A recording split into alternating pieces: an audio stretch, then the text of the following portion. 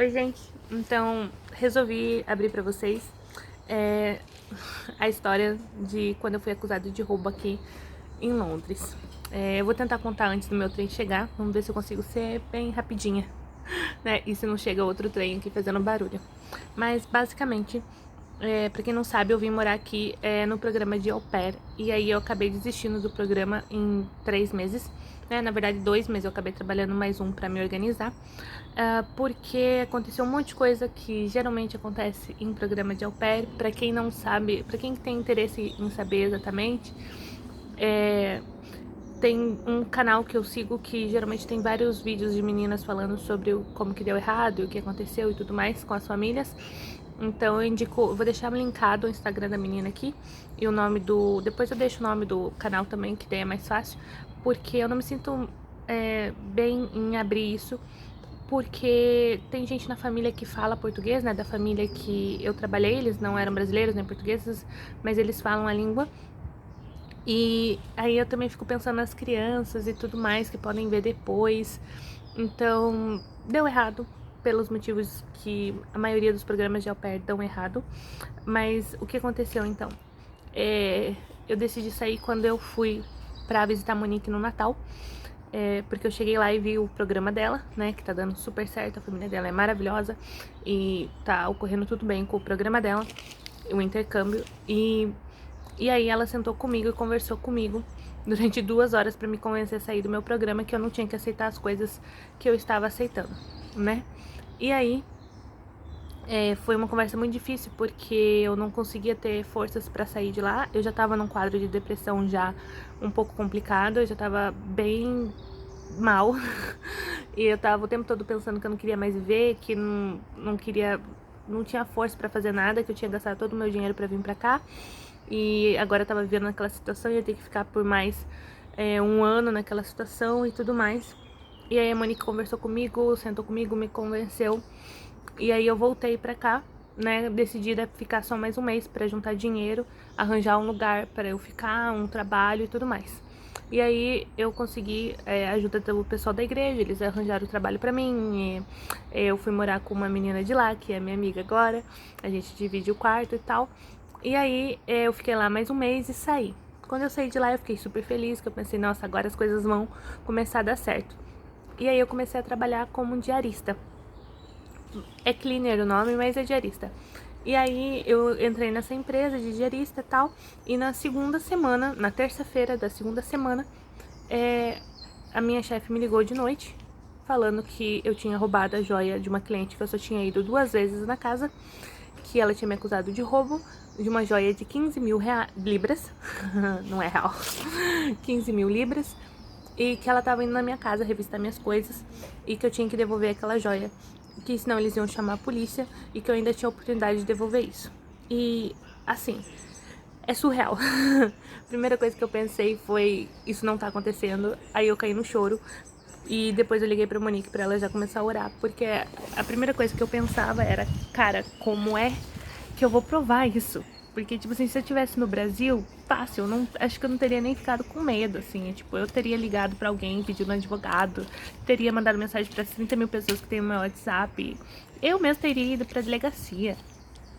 Só que quando você é estrangeiro num país e você tem visto e você tá com medo de perder e todo o investimento que você fez, e você fica pensando, cara, como que eu vou provar isso? Eu não tenho ninguém aqui que me conhece. Tipo, eu não conseguia nem sentir raiva da minha patroa por não ter me defendido ou ter apostado em mim, porque ela me conhecia literalmente uma semana.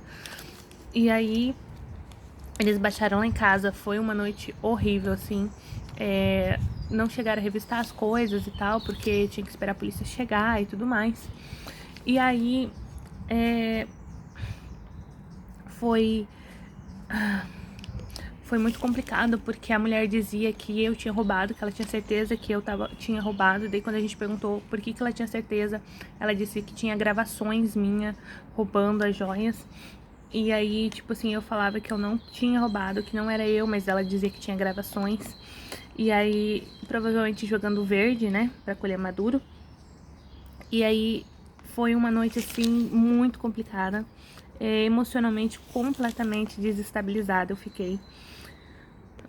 Mas resumindo, ela não conseguiu provar, né? Porque daí com o tempo a gente chegou à realidade que quem tinha que provar que tinha sido roubada era ela, né? Não era eu que tinha que provar que não tinha roubado alguma coisa. E aí eu acabei perdendo meu emprego, né? Porque minha chefe não sabia em quem confiar. E aí eu tava desempregada, tendo que pagar aluguel e todos os negócios e me sustentar e tudo mais. E isso foi completamente desesperador, né? Isso aconteceu na segunda semana de fevereiro, ali pelo dia 9, dia 8. E foi por isso que eu dei uma afastada das redes sociais, porque eu precisava entender o que estava acontecendo. Imediatamente eu decidi orar e jejuar e entrar em contato com Deus, porque eu entendi que tinha uma mensagem ali pra mim. Porque eu tinha me convencido que coisas ruins tinham acontecido comigo por causa da minha dependência emocional, né? Dessa minha dificuldade de falar não pras coisas, né? E aí ir fazendo e acumulando tarefas e coisas pra evitar brigas e discussões, principalmente na questão ali do au pair. E aí quando eu saio de lá, e pra mim finalmente estava livre, né? E as coisas iam acontecer.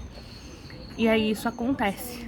E aí eu fiquei muito mal, porque eu fiquei assim, eu não consigo lidar com isso. Não conseguia lidar emocionalmente com isso, mesmo sabendo que eu não tinha roubado, mesmo sabendo que a culpa não era minha. Eu não conseguia lidar com o fato dessa mulher ter me visto 2 vezes e ficar me perguntando o que ela viu em mim, o que ela viu em mim que fazia ela ter tanta certeza assim que eu era uma ladra, sabe? Então, tipo, isso ficava rodando na minha cabeça. E assim, a coisa que mais também mexeu comigo foi a questão de que eu tava com todos esses pensamentos de que eu não tava mais a fim de viver, que a vida não tinha graça nenhuma. E sim, eu tava com esses pensamentos aqui na Europa, gente. E que eu não tava bem. E aí eu entrei em contato, né, com a minha terapeuta no Brasil. Falei, eu preciso voltar a fazer terapia, porque eu parei por causa da quarentena, né, quando eu fui demitida e tudo mais, né, lá em 2020. E aí eu falei, eu preciso voltar, porque alguma coisa errada não tá certa, né? E aí eu preciso voltar a fazer terapia, eu precisa trabalhar nisso, porque eu cheguei à realização de que eu sou cristã, tá, gente? Então, se você não acredita em Deus, não acredita em Jesus, essa é a parte, né, pra você dar uma pulada do vídeo. Mas eu acredito em Jesus, eu acredito numa guerra espiritual, e eu olhei aquilo tudo como Satanás brincando com a minha vida. Assim, né? Ele tentando tragar a minha vida mesmo, porque eu não tinha mais prazer em viver, só tinha um monte de coisa ruim acontecendo comigo no meio do que era pra ser a vivência de um sonho, mas eu não tinha nenhuma vontade de viver. E aí eu olhava aquilo, tipo assim, Satanás tira uma noite da vida dele pra fazer a minha vida um inferno, pra virar tudo num negócio que ia dar em nada, porque eu não roubei. Se eu não roubei, não ia dar em nada, como não deu em nada. Só pelo prazer de me atormentar. E aí vem essa frase assim na minha cabeça, essa realização, tipo, ele dá mais valor pra minha vida do que eu mesma. E por que eu não dou tanto valor pra minha vida? Por que eu tô empurrando a minha vida com a barriga? Por que eu não tô resolvendo as coisas da minha vida, principalmente as coisas emocionais? Por que eu tô deixando isso pra outras pessoas, sendo que a vida é minha e eu que tenho que valorizar a minha vida, né? E aí eu comecei a fazer terapia, né? Voltei pra terapia. E aí a gente vai aprendendo, assim, a reconhecer. Realmente eu tava num quadro de depressão. Realmente eu tava com muitos problemas emocionais, de crenças, principalmente.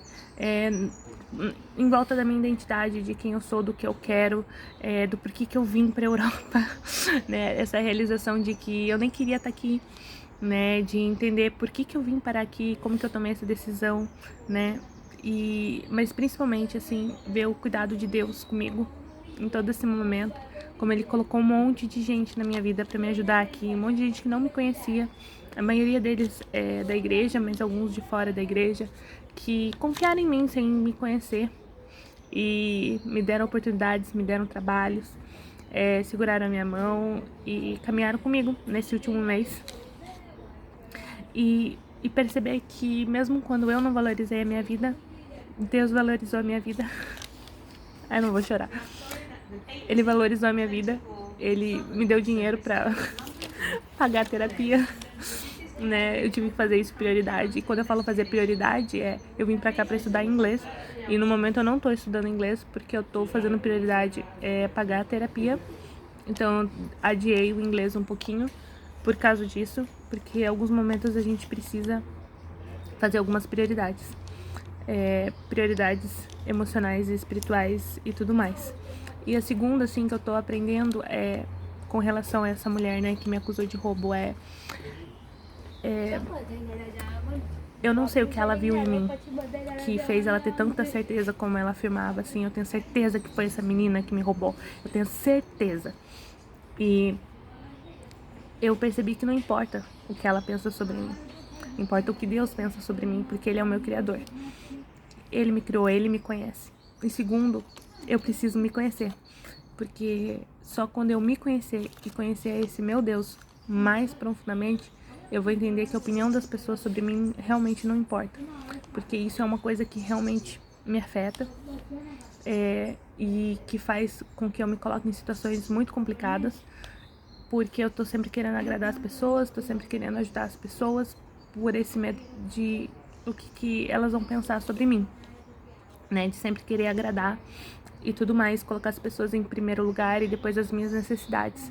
E uma das coisas que mais ficou comigo, assim, do que a minha psicóloga me disse, e depois a Monique usou a mesma palavra, foi que elas falaram que eu me abandonei.